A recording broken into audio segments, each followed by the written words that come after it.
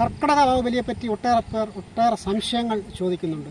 വർഷത്തിൽ ഒരിക്കൽ ബലിതർപ്പണം ചെയ്താൽ പിതൃക്കൾ പട്ടിണി ആവാതിരിക്കുമോ എന്നാണ് ഒന്നാമത്തെ ചോദ്യം. എന്തിനാണ് 5 പിണ്ടങ്ങൾ ഈ ബലിതർപ്പണത്തിന് ഉപയോഗിക്കുന്നത്? പുഴയിലോ കടലിലോ കടൽക്കരയിലോ പോയി തന്നെ ബലിയിടണമോ, വീട്ടിൽ ബലിയിടാമോ? ഇങ്ങനെ ഒട്ടേറെ സംശയങ്ങളാണ് പലരും ചോദിക്കുന്നത്. അപ്പോൾ അത്തരം കാര്യങ്ങളെപ്പറ്റി അറിവുള്ളവരുമായി സംസാരിച്ച് ഒരല്പം വ്യക്തത വരുത്തുന്നതിന് വേണ്ടിയാണ് ഈ ഒരു വീഡിയോ ചെയ്യുന്നത്. അത് എന്തുകൊണ്ട് പറയുന്നതെന്ന് ചോദിച്ചാൽ, ഹിന്ദുക്കളിൽ തന്നെ ബലിയിടാൻ വിമുഖത കാണിക്കുന്ന 2 വിഭാഗം ആൾക്കാരുണ്ട്. ഒന്നാമത് ചിലർ പറയുന്നത്, ഞാൻ ജീവിച്ചിരുന്ന സമയത്ത് എൻ്റെ അച്ഛനെയും അമ്മയെയും ഒക്കെ നന്നായിട്ട് നോക്കിയിട്ടുണ്ട്, അതുകൊണ്ട് എനിക്ക് ബലിയുടെ ആവശ്യമില്ല എന്നുള്ളതാണ്. സത്യത്തിൽ കള്ളന്മാരാണ് അവർ, വെറുതെ പറയുന്നതാണ്. നന്നായിട്ട് നോക്കിയവരാണെങ്കിൽ തീർച്ചയായിട്ടും അവർ ഈ ബലി തർപ്പണം ചെയ്യും എന്നതാണ് വാസ്തവം. ഇനി രണ്ടാമതൊരു വിഭാഗമുണ്ട്. അവർ പറയുന്നത്, അച്ഛൻ അല്ലെങ്കിൽ അമ്മ എന്നെ നോക്കിയിട്ടില്ല, അതുകൊണ്ട് ഞാനത് ചെയ്യേണ്ടതില്ല എന്നാണ്. അതും തെറ്റാണ്. കാരണം നാം ബലി തർപ്പണം ചെയ്യുന്നത് മരിച്ചുപോയ നമ്മുടെ അച്ഛനോ അമ്മയ്ക്കോ വേണ്ടി മാത്രമല്ല എന്നുള്ളതാണ് സത്യം. ഒന്നാമതായി എന്തിനാണ് പിതൃബലി ഇടുന്നത് എന്ന് നമുക്ക് നോക്കാം. അതായത് ഇത് ഉത്തരം വളരെ ലളിതമാണ്. ഒരു പരമ്പരയുടെ കണ്ണിയാണ് നാം ഓരോരുത്തരും. വലിയൊരു പരമ്പരയുടെ നമുക്ക് മുന്നേ കടന്നുപോയ ഒരു തലമുറയുണ്ട്. ആ തലമുറയുടെ അംശമാണ് നാം ഓരോരുത്തരും.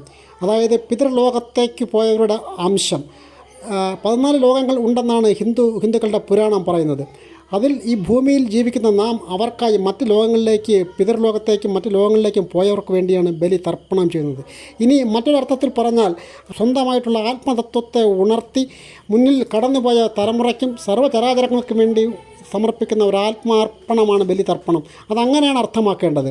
അച്ഛനോ അമ്മയോ മരിച്ചുപോയാൽ മാത്രമേ ബലിയിടാൻ പാടുള്ളൂ എന്ന് ചിലർ ധരിച്ചിട്ടുണ്ട്. അതും തെറ്റായൊരു കീഴ്വഴക്കമായാണ് മനസ്സിലാക്കുന്നത്. കാരണം ഈ ബലി തർപ്പണത്തിനുള്ള മന്ത്രം ആ തരത്തിലാണ്, പിതൃപൂജ എന്ന തരത്തിലാണ് ഇതിൻ്റെ ഒരു ക്രമം. മരണാനന്തര കർമ്മം അല്ല, അത് മന്ത്രത്തിൻ്റെ അർത്ഥം ആ രീതിയിലാണ് വരുന്നത്.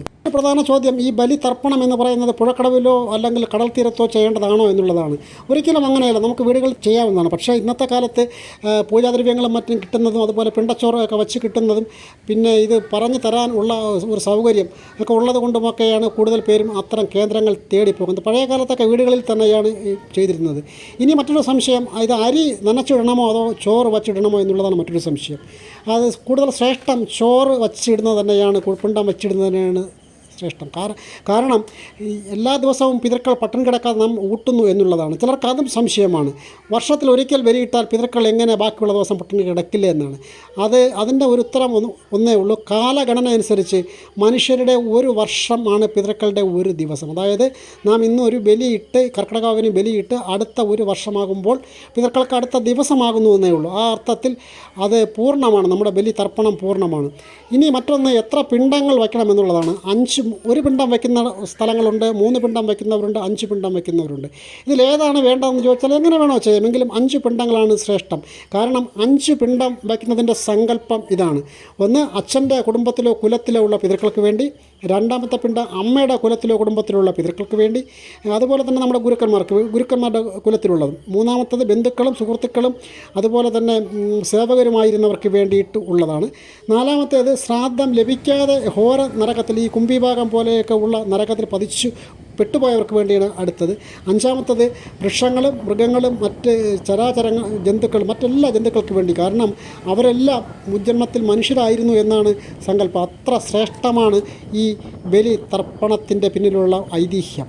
ബലി മന്ത്രം എന്ന് പറയുന്ന ഒരു മന്ത്രമുണ്ട്. ആ മന്ത്രം വായിച്ചു കഴിഞ്ഞാൽ തന്നെ ഇതെല്ലാം അതിനകത്ത് വരും. അതുകൊണ്ട് തന്നെ ആ മന്ത്രം കൂടെ ഒന്ന് ചൊല്ലി പോകുന്നത് നന്നായിരിക്കുമെന്ന് തോന്നുന്നു. ബലി മന്ത്രം തുടങ്ങുന്നത് ഇതാണ്. ആദ്യം ദീപത്തെയൊക്കെ ഉപാസിച്ചതിന് ശേഷം ആണ് തുടങ്ങുന്നത്. ബലി മന്ത്രം ഇത്രയേ ഉള്ളൂ. ആ ബ്രഹ്മണോയെ പിതൃവംശജാത മാതൃ തഥാ വംശഭവാ മദീയ വംശ ദ്വയേസ്മിൻ മമ ദാസ ഭൂത ഭൃത്യ തദൈവ ആശ്രിത സേവകാശ്ച മിത്രാണി സഖ്യ പശവച്ഛ വൃക്ഷാ ദൃഷ്ടാച്ഛ കഥോപകാര ജന്മാന്തരേ യേ മമ സംഗതാശ്ചതേഭ്യ സ്വയം പിണ്ട ബലീൻ ദദാമി മാതൃവംശേ മൃതയേച്ഛ പിതൃവംശേ തദൈവ ച ഗുരു ശ്വശൂര ബന്ധൂനാം യേ ചാന്യേ വാസവാമൃത യേ മേ കുലലുബ്ധ പിണ്ട പുത്രധാര വിവർജിത ക്രിയ ലോപാഹതാശൈവ ജാധ്യന്ത പങ്കവസ്തത വിരൂപ ആമഗർഭാച്ഛ ജ്ഞാത അജ്ഞാത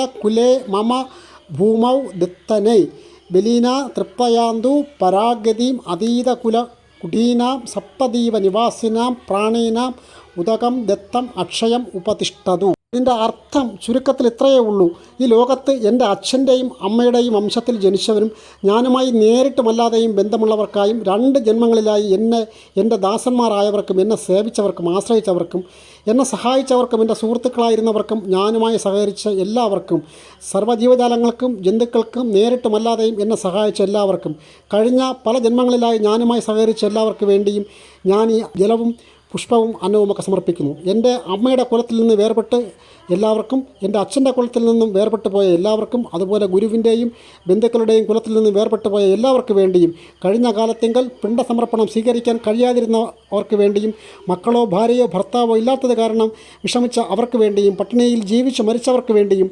അകാലത്തിൽ മരിച്ചവർക്കായും ഗർഭപാത്രത്തിൽ തന്നെ മൃതമായവർക്ക് വേണ്ടിയും എൻ്റെ അറിവിൽപ്പെട്ടതും അല്ലാത്തതുമായ ജ്ഞാത എല്ലാ പിതൃക്കൾക്ക് വേണ്ടിയും ഞാൻ ഈ അന്നവും വെള്ളവും പുഷ്പവും സമർപ്പിക്കുന്നു.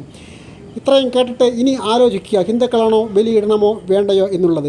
ബലി ചെയ്യേണ്ട രീതിയും അതിന് ആചരിക്കേണ്ട ചില കാര്യങ്ങളും തലേദിവസം ഒരിക്കൽ മുതൽ പവിത്രധാരണം മുതൽ തുടങ്ങിയ എല്ലാ കാര്യങ്ങളും ബലിക്ക് മുന്നോടിയായിട്ടുള്ള എല്ലാ കാര്യങ്ങളും ചെയ്യുന്ന കർമ്മങ്ങൾ ഉൾപ്പെടെയുള്ള കാര്യങ്ങൾ മുൻപ് ബലി ചെയ്തവർ പറഞ്ഞു തരും. അതനുസരിച്ച് ബലിതർപ്പണം ചെയ്യാവുന്നതേ ഉള്ളൂ. വീട്ടിലോ സൗകര്യം പോലെ പുഴയിലോ തൊട്ടടുത്ത ക്ഷേത്ര കടവുകളിലോ ഒക്കെ ബലിയിടാനുള്ള സൗകര്യമുണ്ട്. കഴിയുന്നതും ഹിന്ദുക്കളായിട്ടുള്ളവർ എല്ലാവരും ബലി ഇടാൻ ശ്രമിക്കണം. കാരണം മരിച്ചുപോയ അച്ഛനോ അമ്മയ്ക്കോ വേണ്ടി ചെയ്യുന്ന ഒരു കർമ്മമല്ല ഇത്, പിതൃക്കൾക്ക് വേണ്ടിയാണ്. അതായത് ആ കുലത്തിൽ അച്ഛൻ്റെ കുലമെന്ന് പറയുമ്പോൾ അച്ഛൻ മരിച്ചുപോയെങ്കിൽ അച്ഛനും ആ പിതൃക്കളിൽ വരുമെന്നേ ഉള്ളൂ. അമ്മ മരിച്ചുപോയെങ്കിൽ അമ്മയും ആ പിതൃക്കളിൽ വരുമെന്നേ ഉള്ളൂ. അല്ലാതെ ഒരു അച്ഛന് അല്ലെങ്കിൽ അമ്മയ്ക്ക് വേണ്ടി മാത്രം ചെയ്യുന്ന ബലിതർപ്പണമാണ്. അതുകൊണ്ട് ഞാൻ ജീവിച്ചിരുന്നപ്പോൾ കൊടുത്തു, ഇനി എനിക്കതിൻ്റെ ആവശ്യമില്ല എന്ന് വിചാരിക്കരുത്. മാത്രമല്ല എന്നെ നോക്കിയില്ല എന്നും വിചാരിക്കരുത്. ചിന്തിച്ച് തീരുമാനിക്കൂ. M Harindran, fighter TV.